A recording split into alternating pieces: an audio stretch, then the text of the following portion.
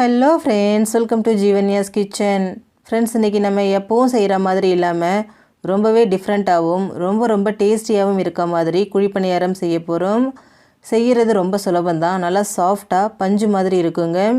இது கூடவே தொட்டுக்கிட்டு சாப்பிட்றதுக்கு ஒரு கார சட்னியும் செய்ய போகிறோம். ரொம்பவே ஹெல்த்தியான டேஸ்டியான இந்த ரெசிப்பியை எப்படி செய்கிறதுங்கிறத பார்க்குறதுக்கு முன்னாடி நம்ம சேனல் ஜீவன்யாஸ் கிச்சனை மறக்காமல் சப்ஸ்கிரைப் பண்ணி பக்கத்தில் இருக்க பெல் சிம்பிளையும் கிளிக் பண்ணிக்கோங்க. ஃபஸ்ட்டு மாவு ரெடி பண்ணுறதுக்கு ஒரு பவுல் எடுத்துகிட்டு அதில் ஒரு கப் அளவுக்கு இட்லி அரிசி சேர்த்துக்கோங்க. இட்லி அரிசிக்கு பதிலாக நீங்கள் புழுங்கல் அரிசி கூட சேர்த்துக்கலாம். இது கூடவே 1/4 கப் அளவுக்கு துவரம்பருப்பு, 1/4 கப் அளவுக்கு கடலைப்பருப்பு, 1/4 கப் அளவுக்கு பாசிப்பருப்பு, 2 டேபிள் ஸ்பூன் உளுத்தம்பருப்பு சேர்த்துக்கோங்க. கூடவே தண்ணி சேர்த்துட்டு இதில் கொஞ்சம் கூட அழுக்கு தூசி இல்லாமல் ஒரு 2-3 தடவை கையால் நல்லா பிசைஞ்சு விட்டு கழுவிக்கோங்க. இப்போ இது கூடவே ஒரு 1/2 டீஸ்பூன் வெந்தயம் சேர்த்துக்கோங்க. அடுத்ததாக இதில் பருப்பு அரிசியெல்லாம் ஊற தேவையான அளவு தண்ணி சேர்த்துக்கோங்க. சேர்த்துட்டு இதை ஒரு 3 மணி நேரத்துக்கு அப்படியே வச்சுடுங்க. அரிசி பருப்பு எல்லாமே நல்லா ஊறி வரட்டும். பாருங்கள், ஒரு 3 மணி நேரம் ஆயிடுச்சு. நம்ம சேர்த்த அரிசி பருப்பு எல்லாமே நல்லா ஊறி வந்திருக்கு பாருங்கள்.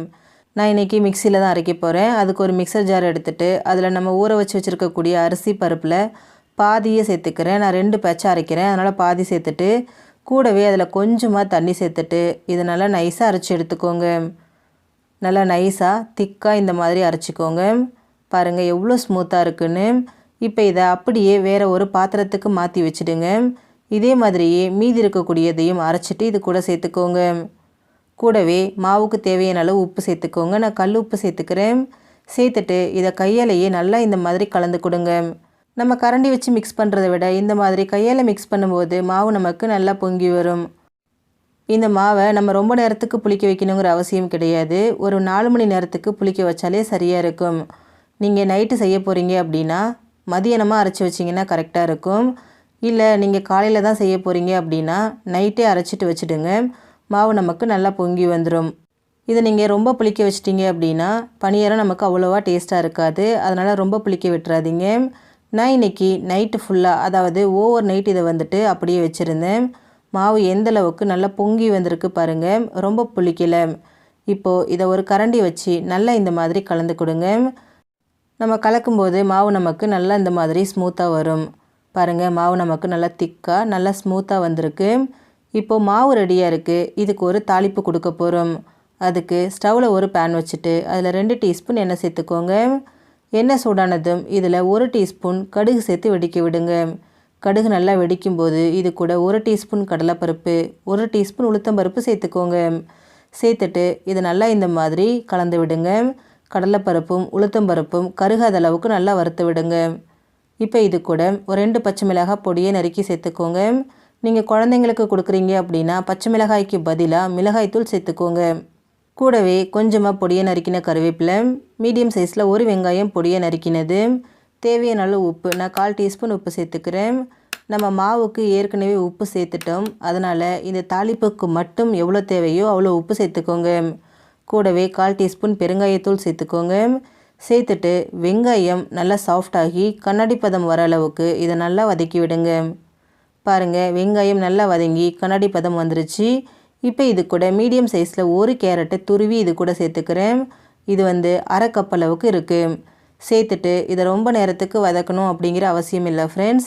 ஒரு 2 நிமிஷத்துக்கு மட்டும் இதை கலந்து கொடுங்க. அந்த கேரட்டோட பச்சை வாசனை போயிட்டு கேரட் நமக்கு கொஞ்சம் சாஃப்டாகி வரட்டும். பாருங்கள், கேரட் நமக்கு நல்லா சாஃப்டாகி அதோட பச்சை வாசனை முழுமையாக போயிடுச்சு. இப்போ ஸ்டவ் ஆஃப் பண்ணிவிட்டு அப்படியே வச்சுடுங்க. இது நல்லா ஆறுனதுக்கப்புறமா இதை அப்படியே நம்ம ரெடி பண்ணி வச்சுருக்கக்கூடிய மாவோடு சேர்த்துக்கோங்க. கூடவே நல்லா ஒரு கையளவுக்கு பொடியை நறுக்கின மல்லி இலை சேர்த்துக்கோங்க. மாவு நமக்கு ரொம்ப திக்காக இருக்குது, அதனால் ஒரு 1/4 கப் அளவுக்கு தண்ணியும் சேர்த்துக்கிறேன். சேர்த்துட்டு இது எல்லாத்தையும் நல்லா கலந்து கொடுங்க. மாவு நமக்கு தோசை மாவை விட கொஞ்சம் திக்காக இருக்க மாதிரி இருந்தால் போதும், ரொம்ப கெட்டியாக இருக்கணுங்கிற அவசியம் இல்லை. பாருங்கள், இந்த அளவுக்கு மாவை நல்லா கரைச்சிக்கோங்க. இந்த கன்சிஸ்டன்சி சரியாக இருக்கும். இப்போது ஸ்டவ்வில் குழிப்பணியாரக்கல் வச்சுட்டு அதில் 1/2 டீஸ்பூன் அளவுக்கு எண்ணெய் சேர்த்துக்கோங்க. உங்களுக்கு நெய் ரொம்ப பிடிக்கும் அப்படின்னா எண்ணெய்க்கு பதிலாக நெய் சேர்த்துக்கோங்க. பணியாரக்கல் நல்லா சூடானதுக்கப்புறமா இதில் நம்ம மாவு சேர்த்துக்கலாம். பாருங்கள், குழியில் 3/4 குழி அளவுக்கு மாவு சேர்த்துக்கோங்க. சேர்த்துட்டு ஸ்டவ்வை மீடியம் ஃப்ளேம்லேயே வச்சுட்டு இதை அப்படியே வைங்க, நல்லா வேகட்டும்.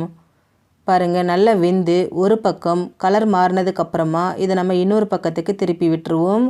திருப்புறதுக்கு ரொம்ப ஈஸியாக இருக்கும் ஃப்ரெண்ட்ஸ், கொஞ்சம் கூட ஒட்டாது. பாருங்கள் எவ்வளோ அழகாக திருப்ப வருதுன்னு.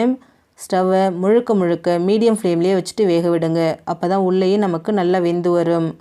அப்பப்போ இந்த மாதிரி திருப்பி விடுங்க. அப்போ தான் நமக்கு எல்லா பக்கமும் ஒரே மாதிரி ஈவனாக வெந்து நல்லா குண்டு குண்டாக பணியாரம் வரும். இப்போ இது நல்லா வெந்து செவக்கட்டும். பாருங்கள், எல்லா பக்கமும் ஒரே மாதிரி ஈவனாக வெந்து பணியாரம் நல்லா செவந்து வந்திருக்கு. இப்போ இதை எடுத்துடலாம். இதை நீங்கள் பணியாரமாக மட்டும் இல்லைங்க, அடை தோசை மாதிரியும் செஞ்சு கொடுக்கலாம். மீதி மாவு இருந்துச்சுன்னா ஃப்ரிட்ஜில் ஸ்டோர் பண்ணி வச்சு ஒரு 2-3 நாள் வரைக்கும் யூஸ் பண்ணிக்கலாம். கெட்டு போகாது, ரொம்பவே டேஸ்டியாக இருக்கும். இப்போ பணியாரம் ரெடி ஆகிடுச்சு. அடுத்ததாக இதுக்கு ஒரு சட்னி ரெடி பண்ணிக்கலாம். அதுக்கு ஸ்டவ்வில் ஒரு கடாய் வச்சுட்டு அதில் 2 டீஸ்பூன் எண்ணெய் சேர்த்துக்கோங்க. எண்ணெய் சூடானதும் 2 மீடியம் சைஸ் வெங்காயத்தை கட் பண்ணி சேர்த்துக்கோங்க. கூடவே ஒரு 7-8 பல் பூண்டு, 5 வரமிளகாய் சேர்த்துக்கோங்க. சேர்த்துட்டு ஸ்டவ்வை மிதமான தீயிலேயே வச்சுட்டு வெங்காயம் கண்ணாடி பதம் வர அளவுக்கு இதை நல்லா வதக்கி விடுங்க. பாருங்கள், வெங்காயம் நல்லா கண்ணாடி பதத்துக்கு வதங்கி வந்திருக்கு. இப்போ இது கூட 2 தக்காளியை கட் பண்ணி சேர்த்துக்கோங்க. கூடவே ஒரு சின்ன துண்டு புளி, சட்னிக்கு தேவையான அளவு உப்பு சேர்த்துக்கோங்க. சேர்த்துட்டு தக்காளி நல்லா மசிஞ்சு குழையிற அளவுக்கு இதை நல்லா வதக்கி விடுங்க. அவ்வளோதான் பாருங்கள், நம்ம சேர்த்த தக்காளி நல்லா மசிஞ்சு குழைவாக வந்திருக்கு. இந்த ஸ்டேஜில் இது கூட 2 டேபிள் ஸ்பூன் பொட்டுக்கடலை சேர்த்துக்கோங்க. சேர்த்துட்டு இதை ஒரு தடவை நல்லா கலந்து விடுங்க. ரொம்ப நேரத்துக்கு குக் பண்ணணுங்கிற அவசியம் கிடையாது. கலந்துட்டு நம்ம ஸ்டவ் ஆஃப் பண்ணிவிட்டு இதை நல்லா ஆற விட்டுருங்க. இது முழுமையாக ஆறினதுக்கப்புறமா இதை அப்படியே ஒரு மிக்சர் ஜாரில் சேர்த்துக்கோங்க. கூடவே கொஞ்சமாக தண்ணி சேர்த்துட்டு இதை நல்லா நைஸாக அரைச்சி எடுத்துக்கோங்க. இப்போ இந்த சட்னியை அப்படியே ஒரு பவுலில் சேர்த்துக்கோங்க. இப்போது சட்னிக்கு தாளிப்பு கொடுக்க ஒரு கரண்டியில் 2 டீஸ்பூன் எண்ணெயை சூடு பண்ணி எடுத்திருக்கேன். இப்போ இதில் 1 டீஸ்பூன் கடுகு உளுந்து சேர்த்து நல்லா பொரிய விட்டுருங்க. கடுகு உளுந்து நல்லா வெடித்ததும் இது கூட 2 கொத்து கருவேப்பிலை சேர்த்துக்கோங்க. கூடவே 1/4 டீஸ்பூன் பெருங்காயத்தூளும் சேர்த்துக்கோங்க. சேர்த்துட்டு இதை நல்லா பொரிய விடுங்க. தாளிப்பு நல்லா பொரிஞ்சு வந்ததும் இதை அப்படியே சட்னியோடு சேர்த்துக்கோங்க. சேர்த்துட்டு இதை நல்லா கலந்து விடுங்க. ரொம்ப சிம்பிளான ஒரு கார சட்னி ரெடி ஆகிடுச்சு. இது குழிப்பணியாரத்துக்கு மட்டும் இல்லைங்க, இட்லி தோசைக்குமே ரொம்ப ரொம்ப பொருத்தமாக இருக்கும். ரொம்பவே ஈஸியான டேஸ்டியான ஒரு சட்னி. அவ்வளோதான் ஃப்ரெண்ட்ஸ், நமக்கு ரொம்பவே ஹெல்த்தியான சாஃப்டான பணியாரமும் கூட தொட்டுக்கிட்டு சாப்பிட்றதுக்கு டேஸ்டியான ஒரு கார சட்னியும் ரெடி ஆகிடுச்சு. ரொம்பவே சாஃப்டாக இருக்குது பாருங்கள். ஃப்ரெண்ட்ஸ், நீங்களும் இந்த ரெசிபியை ட்ரை பண்ணி பாருங்கள். எல்லாருமே விரும்பி சாப்பிடுவாங்க. ஃப்ரெண்ட்ஸ், இந்த வீடியோ உங்களுக்கு பிடிச்சிருந்தா லைக் பண்ணுங்கள், ஷேர் பண்ணுங்கள், கமெண்ட் பண்ணுங்கள். ஜீவன்யாஸ் கிச்சனை மறக்காமல் சப்ஸ்கிரைப் பண்ணி பக்கத்தில் இருக்க பெல் சிம்பிளையும் கிளிக் பண்ணிக்கோங்க. அப்போ தான் நான் போடுற வீடியோஸோட நோட்டிஃபிகேஷன்ஸ் உடனுக்குடனே உங்களுக்கு வரும். தேங்க்யூ.